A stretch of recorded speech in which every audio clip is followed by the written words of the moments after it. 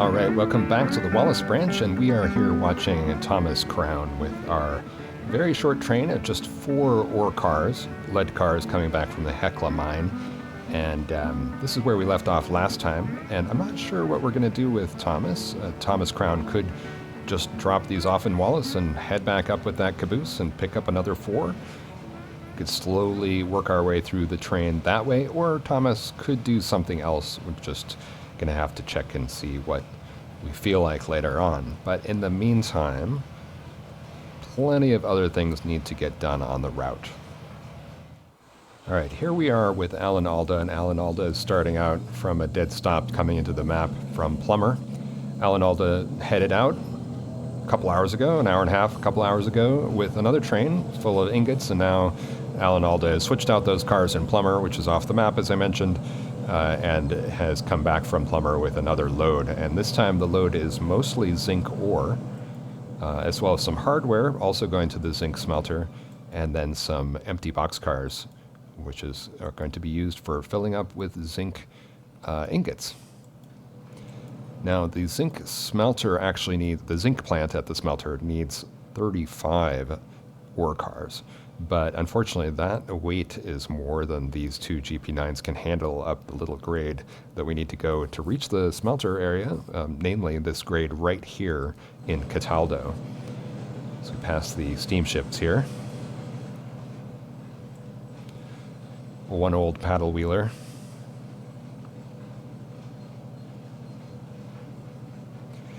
The Idaho and the Coeur d'Alene, 2 of the nicest looking of the steamboats in my opinion.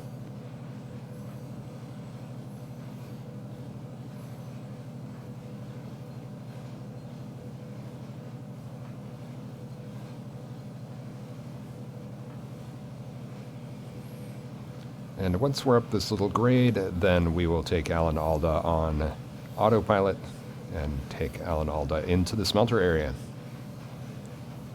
And I believe that it is right at the top of this little trestle. That's where the grade levels out. In the background, you can see the old Mission Cataldo, located in a state park. The oldest building still standing in Idaho.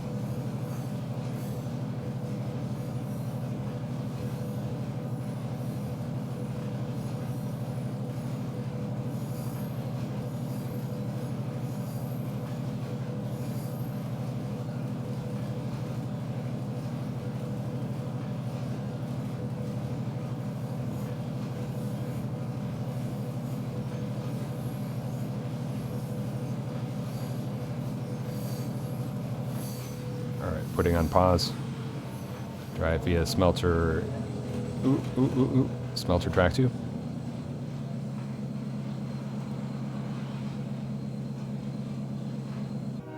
Next we have Tasha Yar, and Tasha Yar just needs to drive over to smelter track 1, smelter yard track 1, because we need to clear this area out so that when we drop off more ore in the future, then it will be clear. And Tasha could also probably take some of the ingot cars with her off the map today, game time. I don't think she can make it all the way there. That's my experience so far. So I'm going to first go over to the other side of the map, though, and check out what's going on there. Okay, Eric Rotman is RS3 that we haven't seen a lot of in this playthrough so far. These are 5 bulkhead flat cars with pipes, and I think it's probably a good idea to switch these into the NP local, which I was not planning to do, and so I've actually programmed the NP local to just run straight through Salties, but I think we can stop that from happening and come back instead and pick up these 5 cars. Not the box cars, but just the bulkhead flats with the steel pipes. We may even see the NP local coming in the background there. Let's stop this train here, though. Yeah, those pipes are heavy, apparently. Overshot that just a little bit.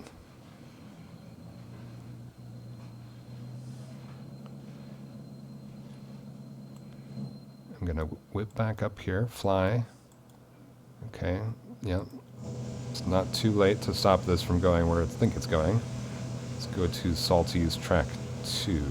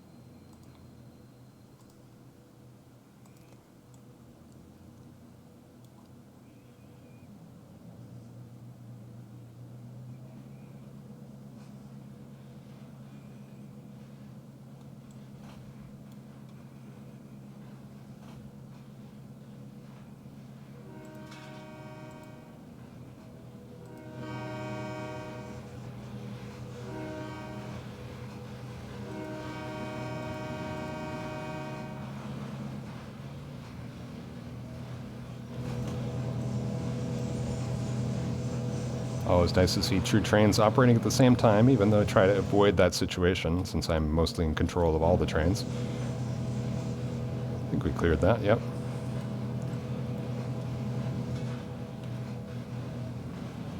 Gonna stop this train here well in advance of the switch.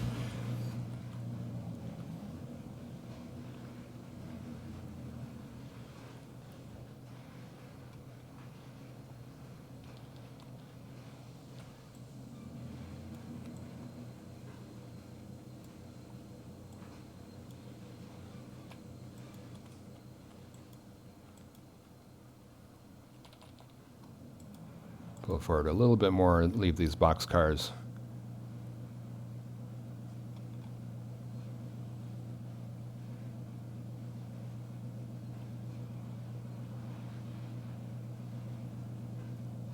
Nobody coming in the other direction, so we don't have to worry about where the tail end of the train is, for this train at least.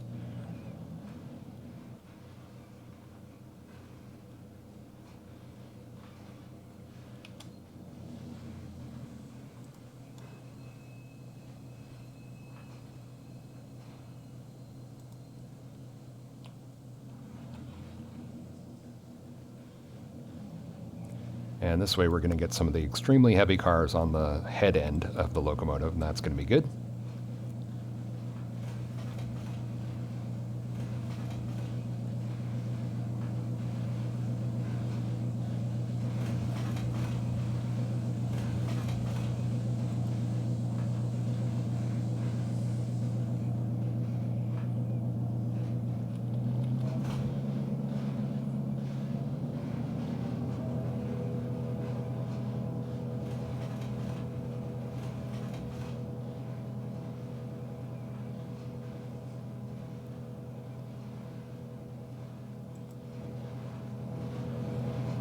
We do not need to go this fast. It's good to hurry, but we're not in that much of a hurry.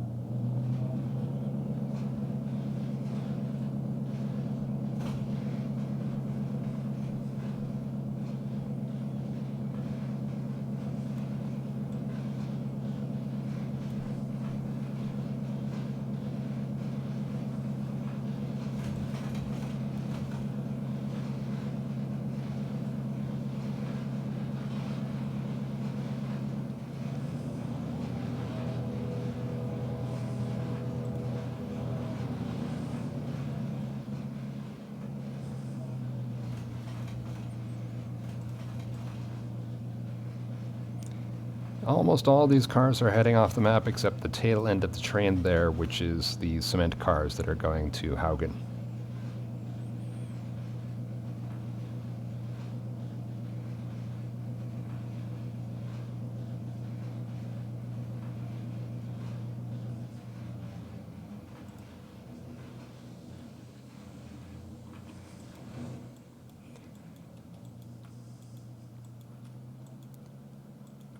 It's a little engine shed. I guess we can close the door, right?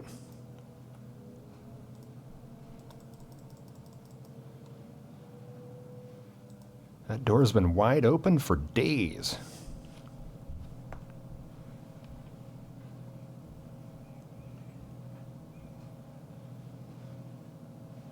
And there hasn't been very much activity on the turntable either.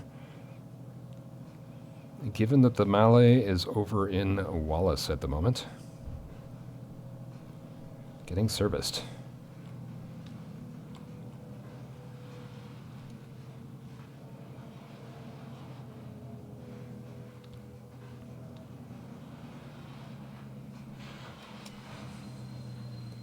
All right, autopilot to Haugan. Haugan NP main. Oops.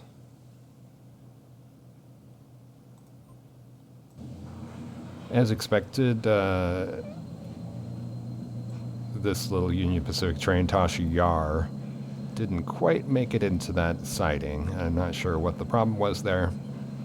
I guess it's because this string of ore cars is giving it a red block. No problem. We back it in by hand, and that gives us the chance to deal with Alan Alda coming in.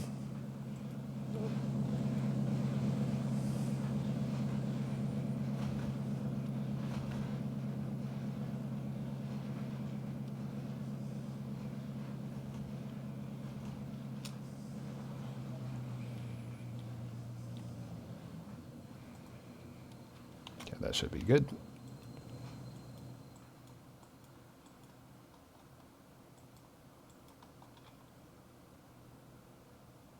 Alan Alda is there. Back in Haugan, we're going to prepare for the arrival of the NP local by backing this train up just a little bit.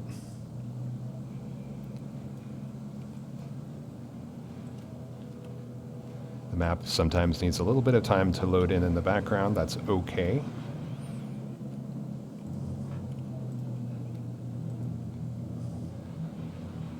And this Milwaukee train also we want to pull forward slightly.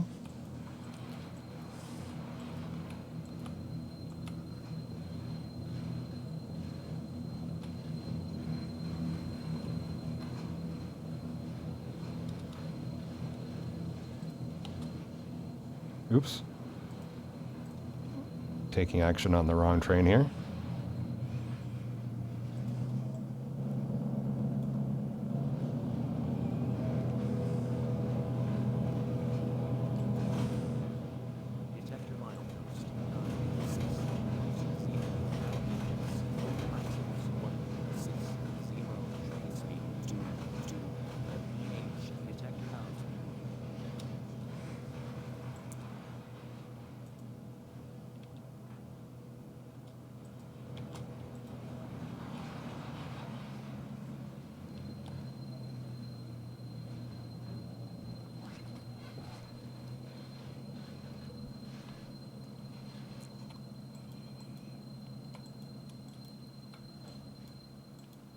If we can just get this train off that main line, that will certainly help us bring the NP train in.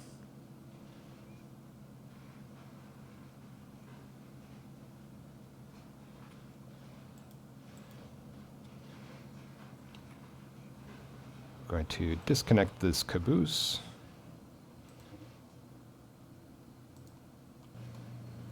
Okay, Alan Alda, we're going to cut this train. I'm going to give him about 8 cars here. And so I think we just stop the train right here.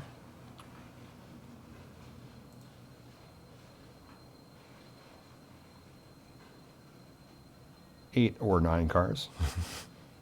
Doesn't really matter.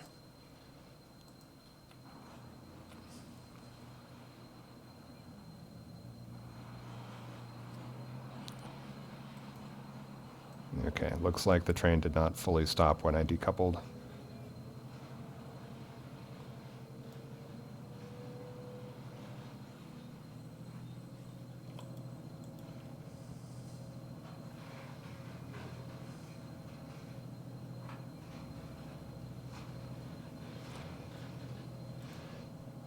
Wish you could see the speed of the train that you're following if there's no driver. That would be highly useful in this situation.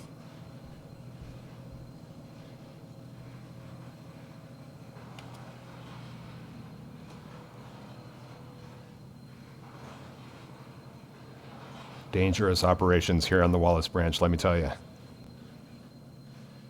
People in Cataldo can breathe a sigh of relief. There's no runaway ore train coming back down the line.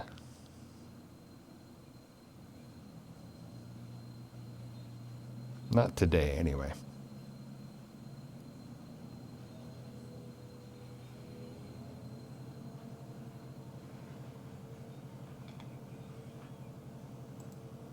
Check where the NP local got to.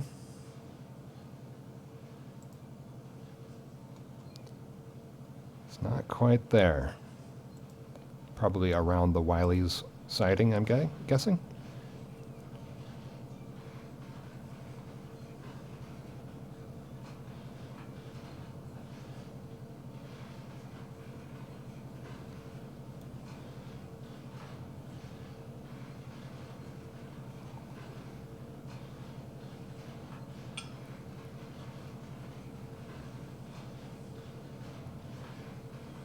Even though this is only less than half of our train, still plenty heavy.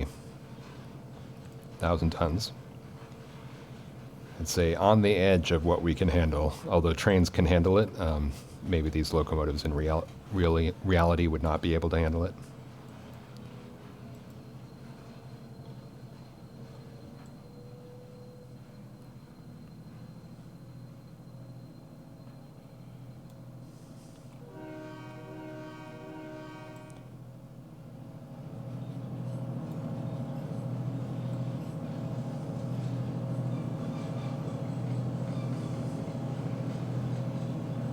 And I think what we can do is we could actually have Tasha Yar grab some of those ore cars and bring them up as well, so that we wouldn't need to do back and forth with Alan Alda.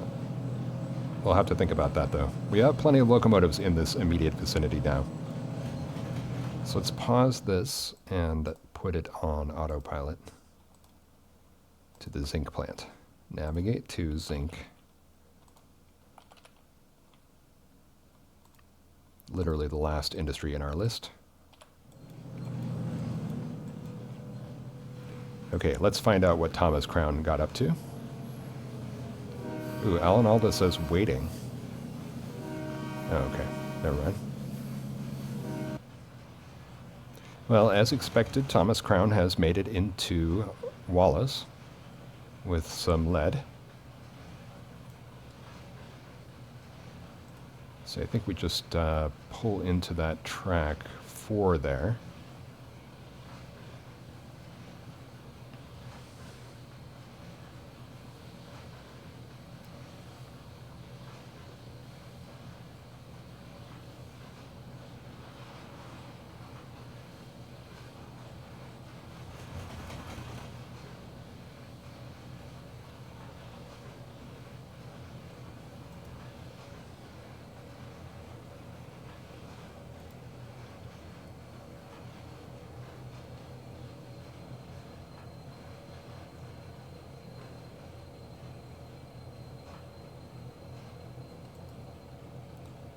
Now, I wonder if we could have autopilot direct you to go to NB track 3.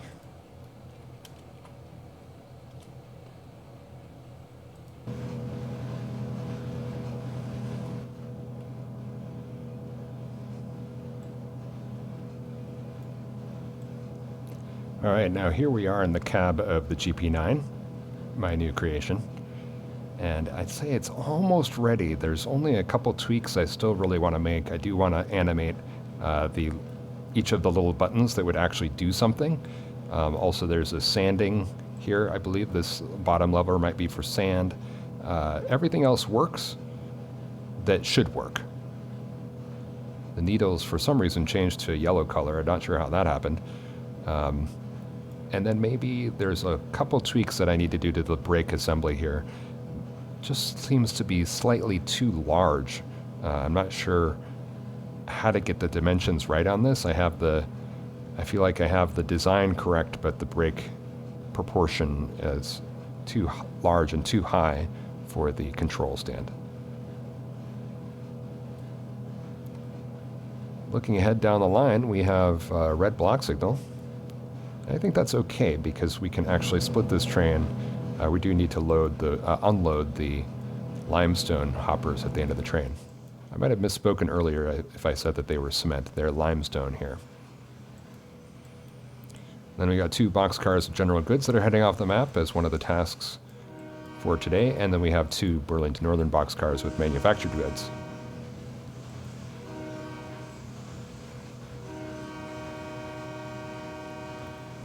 So yeah, let's take control and continue on forward.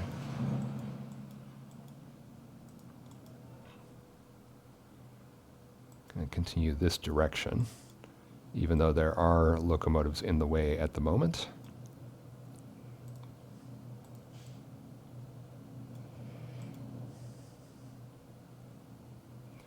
I think that there should be space for this train for where we are going.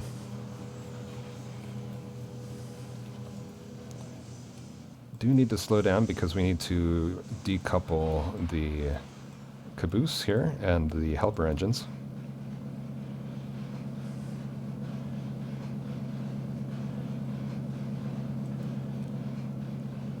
It's tempting to have them bring in those limestone hoppers, but I don't think there's enough space for this whole consist. I think we really have to back in.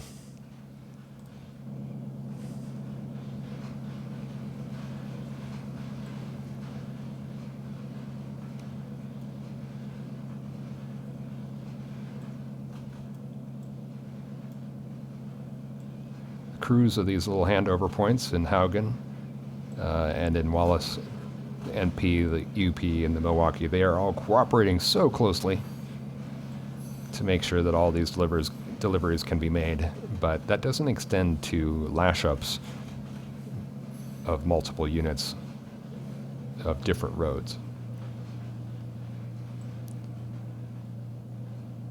However, if we can fit these trains, and I'm sure that we can,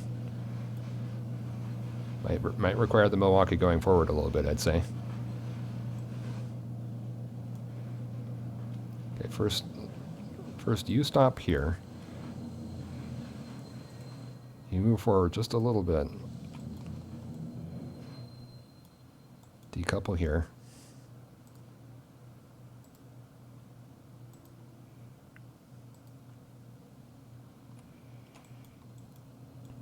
And really do not want to go fast.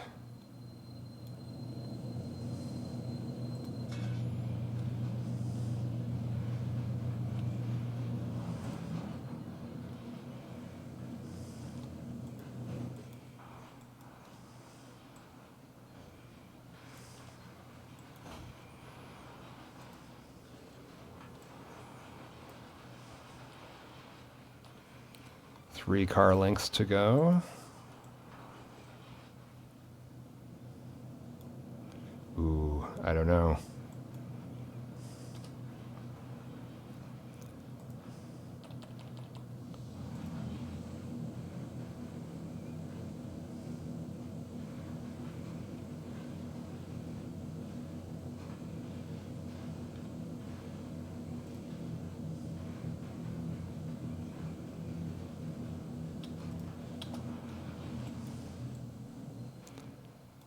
Oh yeah, plenty of space.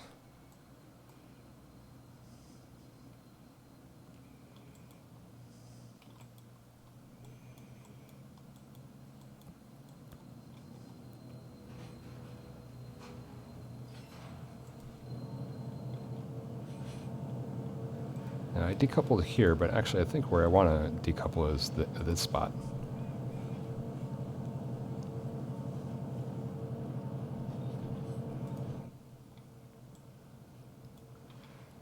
Let's check where Thomas Crown got to. Okay, Thomas Crown is on his way up to Hecla. How about Alan Alda? Ooh, Alan Alda is up at the zinc plant already. Might be time for us to look and see what's going on up there. This is the ore drop-off, right?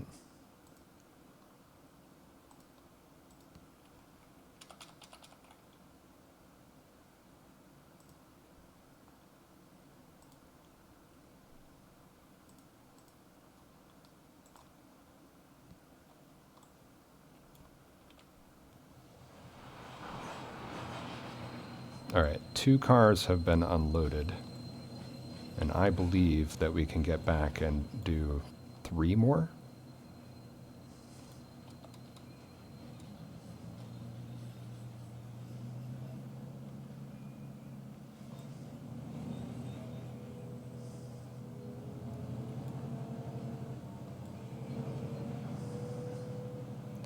I'd like to get a better viewpoint, but unfortunately, the most efficient way and the prettiest way to look at the route are not necessarily the same thing. I'm going to say that's where we're going to stop it.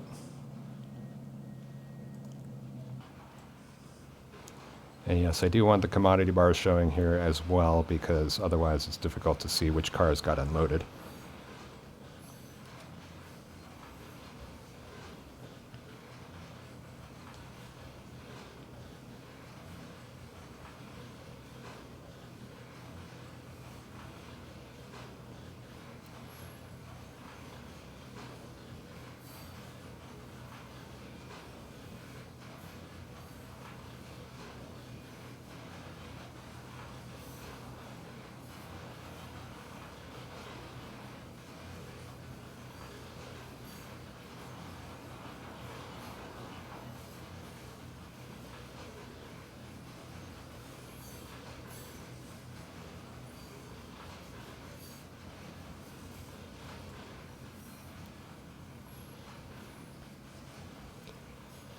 All right, now we can slow down.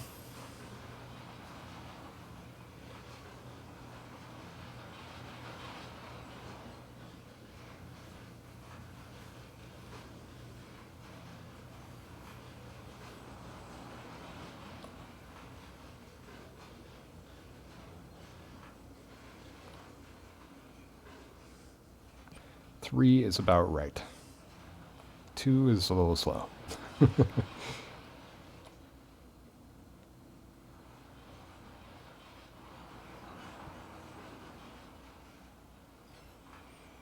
I think we have a total of 6 cars to unload here. And it's nice to know that they can all fit. They can definitely all fit because we don't need to get them beyond. We just need to get the last one underneath the tipple, if that's what that's called. The loader, unloader. It's both. Here we're just unloading. Ooh, we're going a little fast now.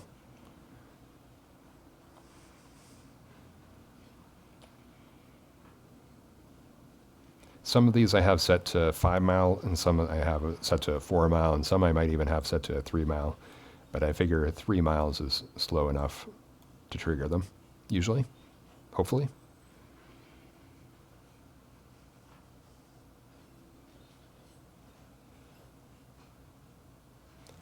All right, just one more, and then we can pull back in and let the Milwaukee take it away.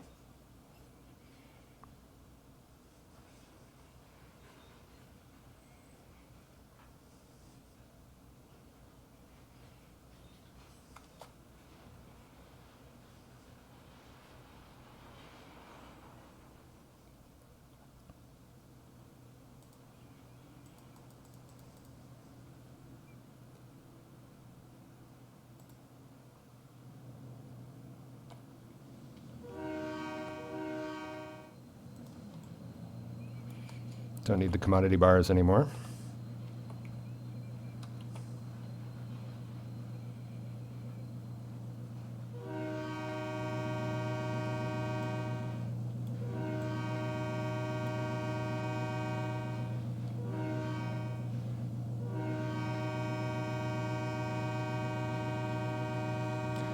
No traffic on that road today. I'm not sure why. I'd like to see some traffic every now and then. I don't want too much traffic because that's not realistic either. In short, I'm looking for that Goldilocks level of traffic.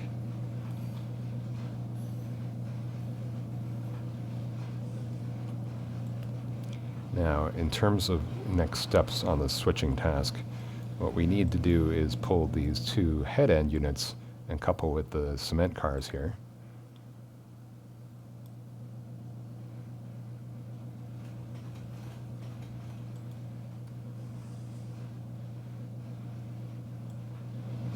Yeah, there's literally no traffic on that entire road.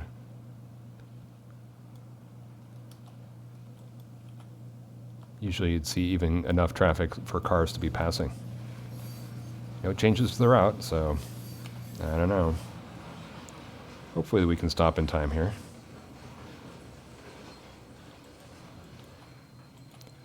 Oh yeah, easily. Oh, not quite. I was going to say, I did say easily, but actually the locomotives crossed the switch has turned the wrong way. I don't think it's a huge problem to go back one car length, but we'll see.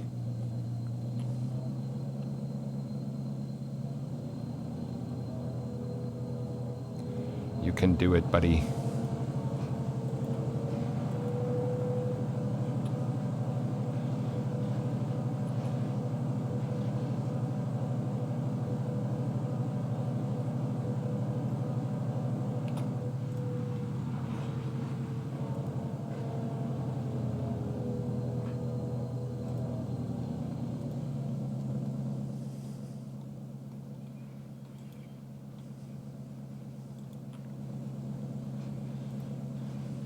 Let's have you reverse directions, preparatory to heading back across the pass.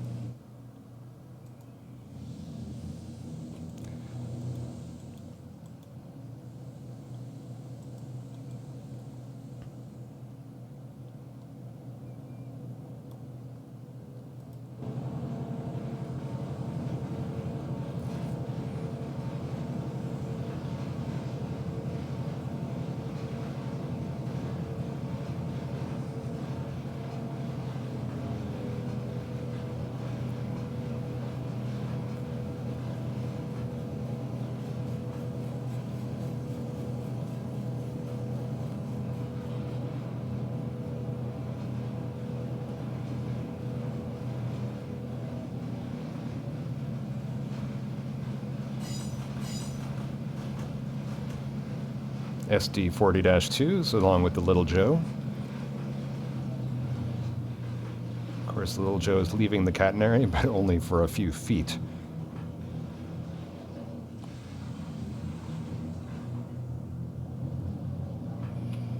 Now let's fly. Of course, should have lowered the catenary pantograph, but doesn't really matter.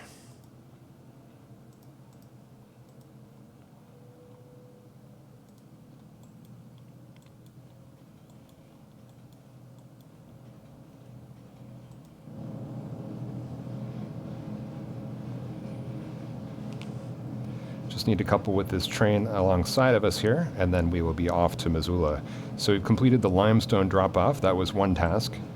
And then we have in this train the pipes. That's not a full task because there are more pipes to come, but we have the manufactured goods and the general goods, both of which I believe are a urgent task. I'll check that and make sure that it's correct on screen. And that would be the completion of the urgent task. Yes, that is correct. So that's a completion of all the urgent tasks for this day. Game time.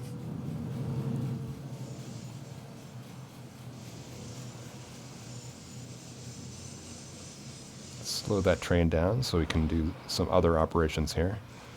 Okay, so this train is going to just do a little do-si-do here.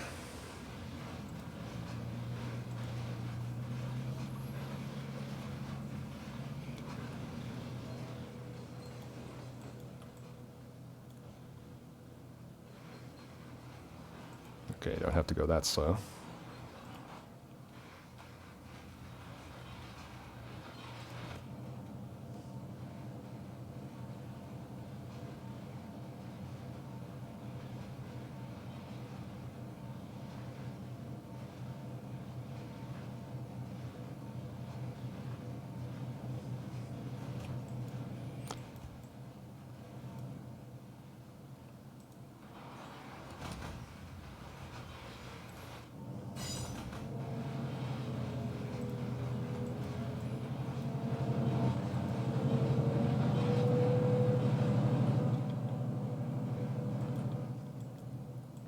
Okay, that's looking good, and this should be looking good.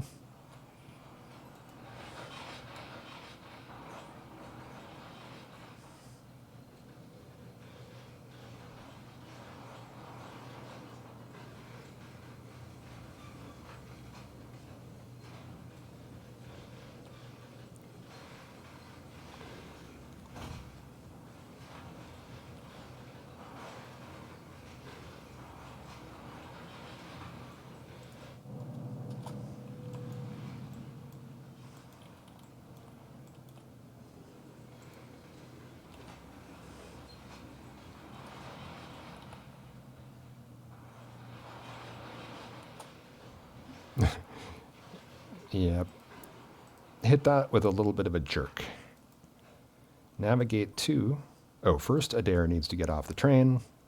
Okay, now Waza. NP portal.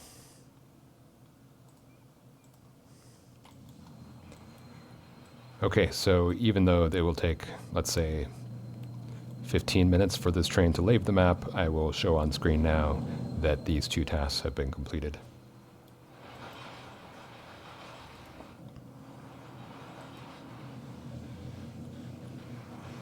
That's a nice shot, in my opinion.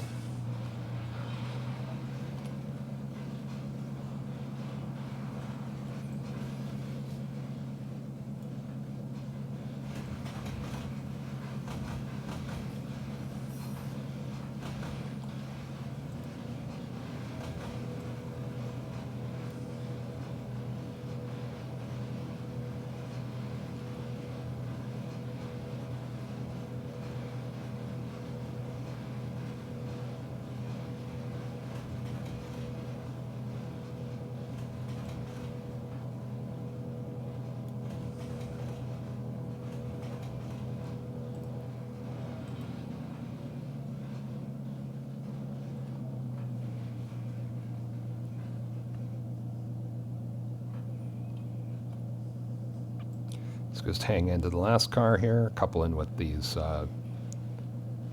flat cars.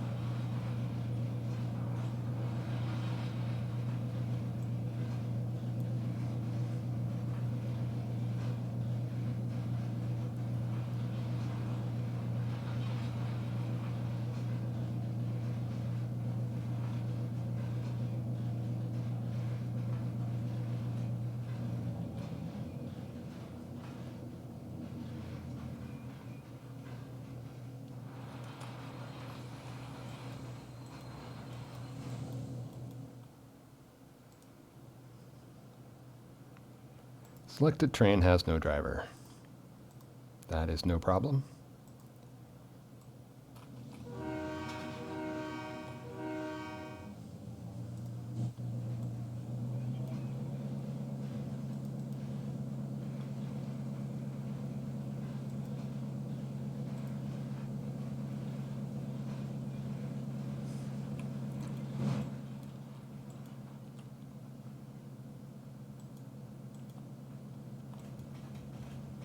I think we can leave one caboose at the end.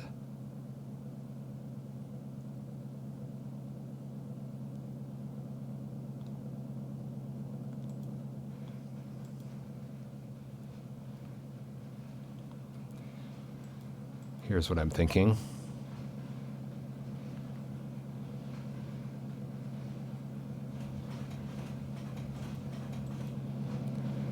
Okay, we put one caboose here.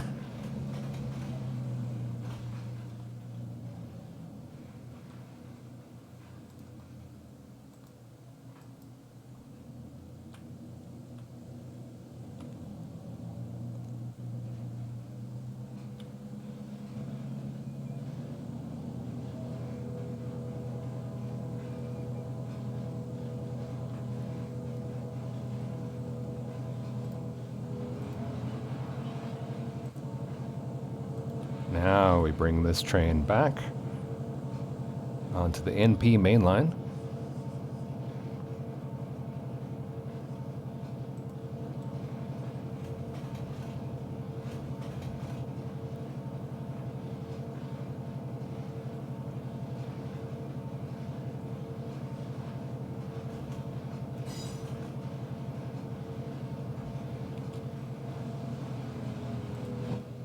This train will start to move forward.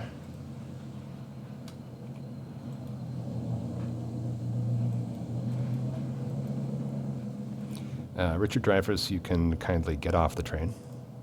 Thank you.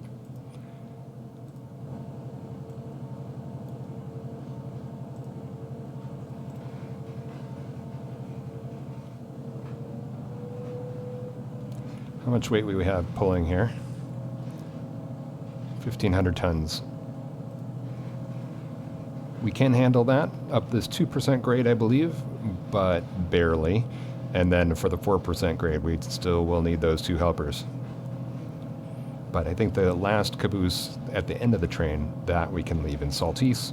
And that will be useful because then any train in Saltese that's handling those pipe loads, if we can load all the pipes, we can take them off the map directly from Saltese without waiting for the NP local to come by and pick them up, since we have a loco there already.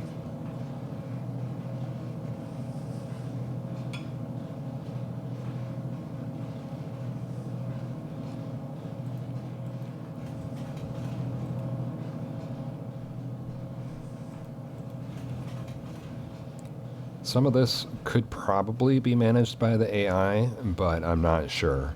You know, like couple this train to this head-end locomotive, then couple to this caboose, then go across the pass. Seems plausible.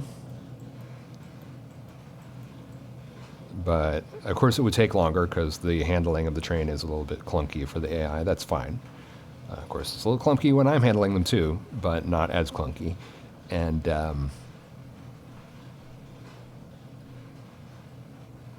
you know, we're not in so much of a hurry in that sense. It's more that just want to make sure that it actually gets done. We don't accidentally send the train across the map, which does happen with AI control, unfortunately, still. Not necessarily a bug. It's more just difficult to predict its behavior, in my opinion.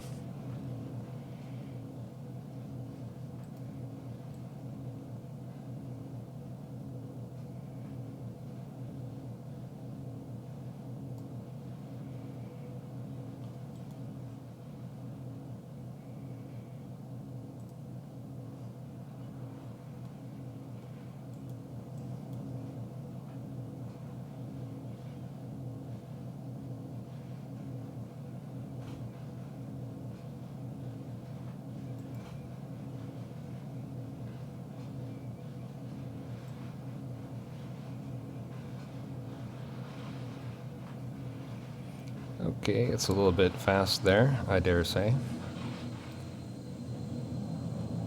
But acceptable.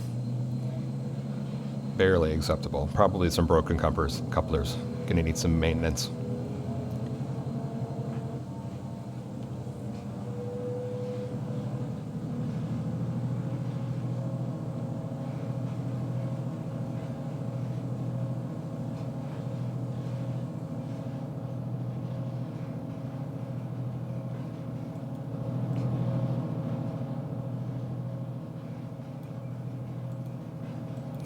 Okay, so by now the NP local or the Milwaukee should have actually taken those loads off the map, so they're definitely completed.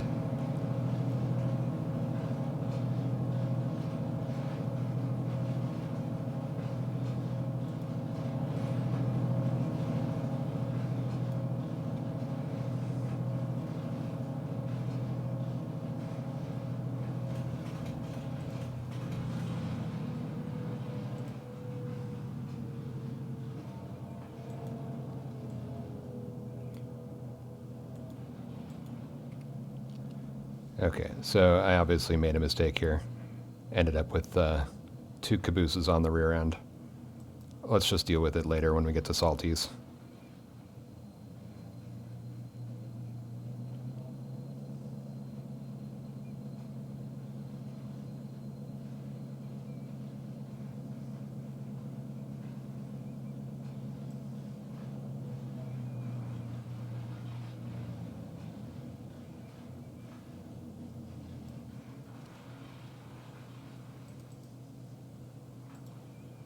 Okay, to Salties.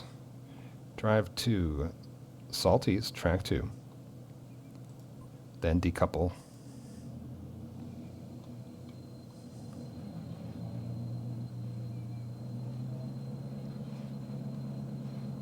Decouple Woodside Caboose. Then go to Lookout Pass. And then go to Mullen. And it may be that we intervene in that train in the next session later, sort out those caboose issues, but in the meantime, it'll be in motion, and we won't have to worry about it.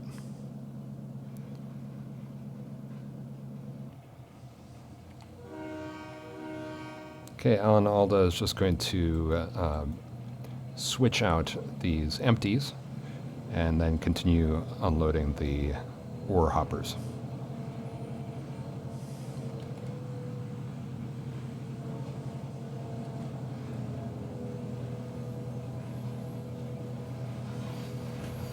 There's some of that moving terrain that's very pesky in certain situations, including this one. Okay, whoa, slow down.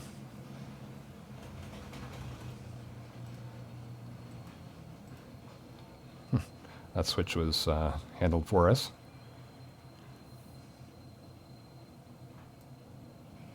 Now how much does the train weigh? I'm guessing less than half as much. Yep, 400 tons. Wonder if it'll be down to under 300 when we unload these last 2.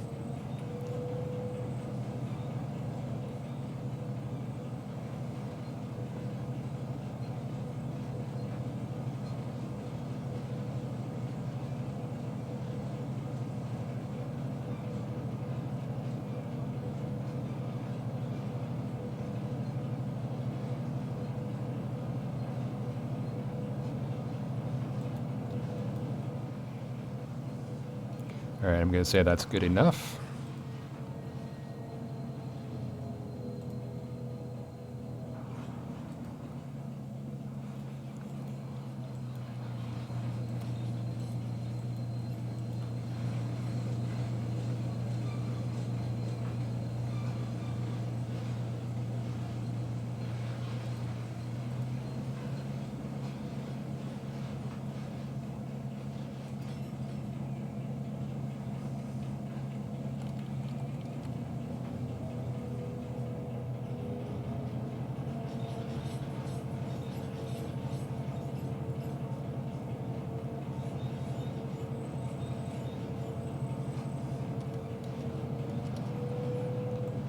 It's a tough grade here, 3%.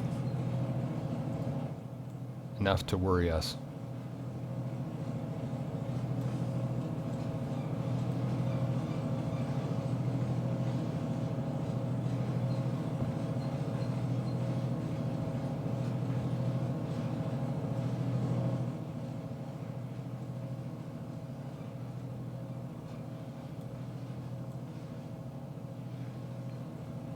And yes, I do want the commodity bars showing, even though it's not very pretty to look at.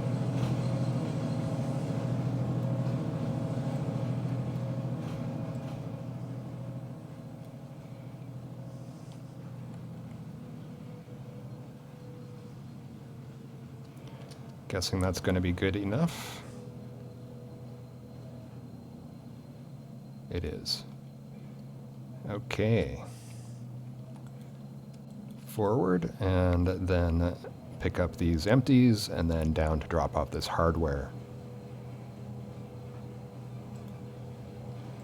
We only need to drop off those 2 boxcars, so that's going to be a nice way to round out the episode.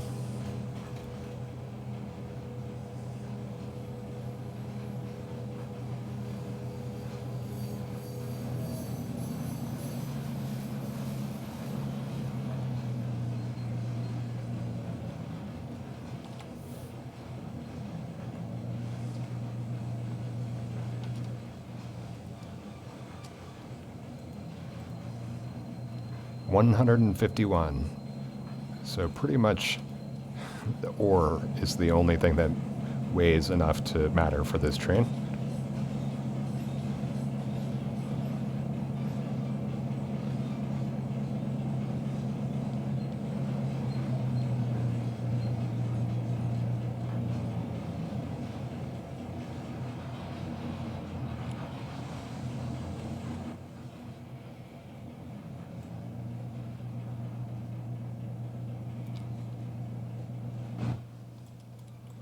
All right, now looking down, I think all we have to do is switch this switch here, and then I think there's probably room for us to deposit the hardware here without a problem.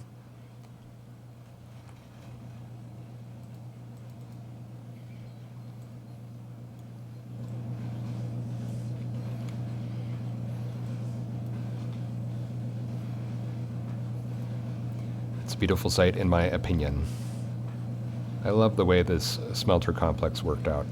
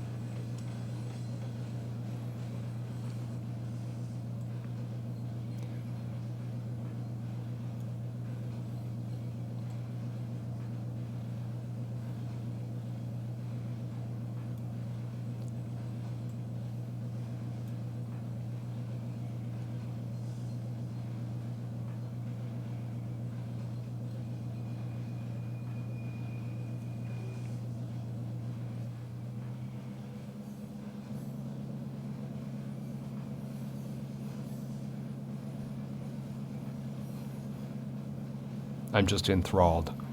It's like, wow.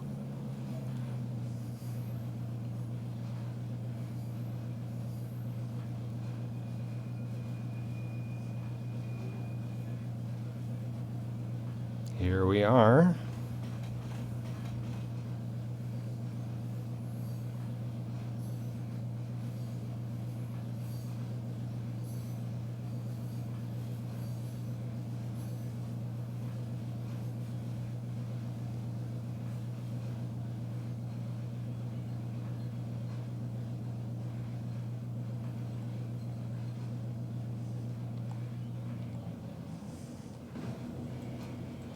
Let's make sure we get the whole train on, though. Seems like it might be tight, but I think we can make it still.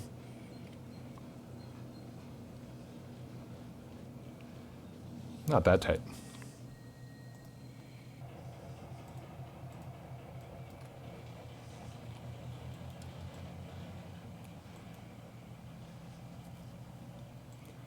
All right, Thomas Crown is looking good, but it would be nice if we could load up 4 more cars and head back down to Wallace.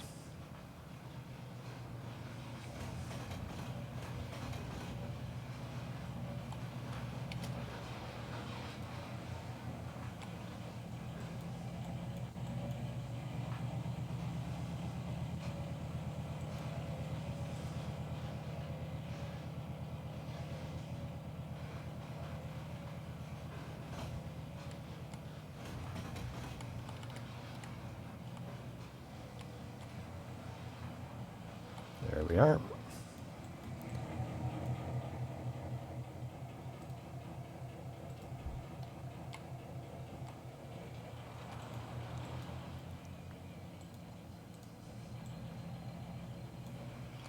Let's watch when we clear this switch.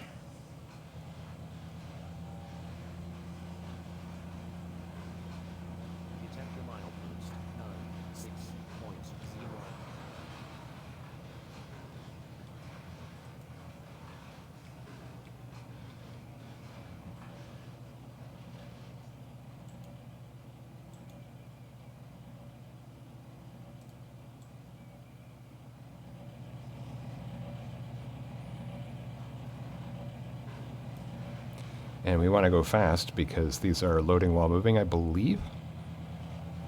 I'm not sure. Maybe they're not. Anyway, I'm going to pretend that they are because it's the second tower here, the second loading area underneath these cement hoppers. Towers? Tipples? That's where the lead will load.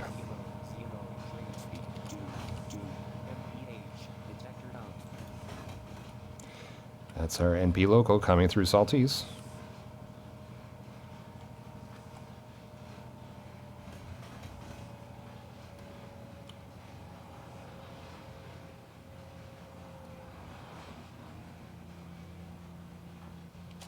All right, let's stop her there. Nobody hanging out the end, nobody hanging out the end. That's what we like. And we're leaving it with Alan Alda.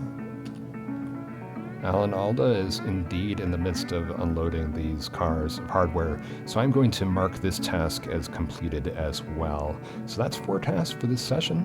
I think we did pretty well. Could have done better, of course, as always, but I think this time we were fairly efficient in handling everything that we could have. Next time we'll be back to handle more ore, to handle more ingot loading, to handle more bringing more boxcars onto the map, probably to get more ingots, maybe bringing more zinc onto the map, and of course we'll be checking in on our NP local where it's gotten to as well with all that cement coming for Osborne. So that's all. I hope you enjoyed this episode of the Wallace branch, and I hope you'll join me back next time for episode number 22. Hard to believe that we've made it this far, and of course this is now starting to look like we're getting more of these tasks done, and the progress is accelerating a bit as we get towards the end. So I'll see you next time. Thanks for joining.